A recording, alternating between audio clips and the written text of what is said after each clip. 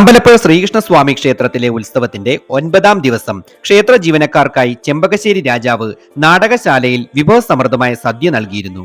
ഒരിക്കൽ വില്വമംഗലം സ്വാമിയാർ 9ാം ദിന ഉത്സവത്തിന് ഉച്ചപൂജ ദർശനത്തിന് ക്ഷേത്രത്തിലെത്തിയപ്പോൾ ഭഗവത് സാന്നിധ്യം അവിടെ ഇല്ലെന്ന് മനസ്സിലാക്കി. ക്ഷേത്ര പരിസരത്ത് ഭഗവാനെ അന്വേഷിച്ച വില്ലുമംഗലം ഒടുവിൽ നാടകശാലയിലെത്തിയപ്പോൾ ക്ഷേത്ര ജീവനക്കാർക്ക് നെയ് വിളമ്പുന്ന ഉണ്ണിക്കണ്ണനെയാണ് കണ്ടത്. കൃഷ്ണ എന്ന് ഉറക്കെ വിളിച്ച് വില്ലുമംഗലം നാടകശാലയിലേക്ക് ഓടിക്കയറി വന്നപ്പോഴാണ് ക്ഷേത്ര ജീവനക്കാർ തങ്ങൾക്ക് നെയ് വിളമ്പിയത് സാക്ഷാൽ ഉണ്ണിക്കണ്ണനാണെന്ന് മനസ്സിലാക്കുന്നത്.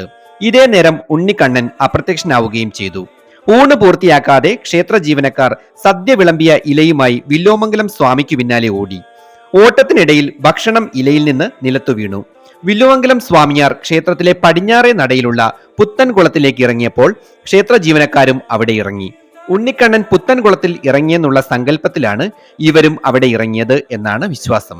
അതിനാൽ ഭക്തർ നാടകശാലയിൽ പങ്കെടുത്ത് ഇലയും വറ്റുകളും വാരി വിതറി പടിഞ്ഞാറേ നടയിലുള്ള പുത്തൻകുളത്തിലേക്ക് പോകുന്നു. ഈ വർഷത്തെ അമ്പലപ്പുഴ നാടകശാല സദ്യ 2026 മാർച്ച് 13-നാണ്.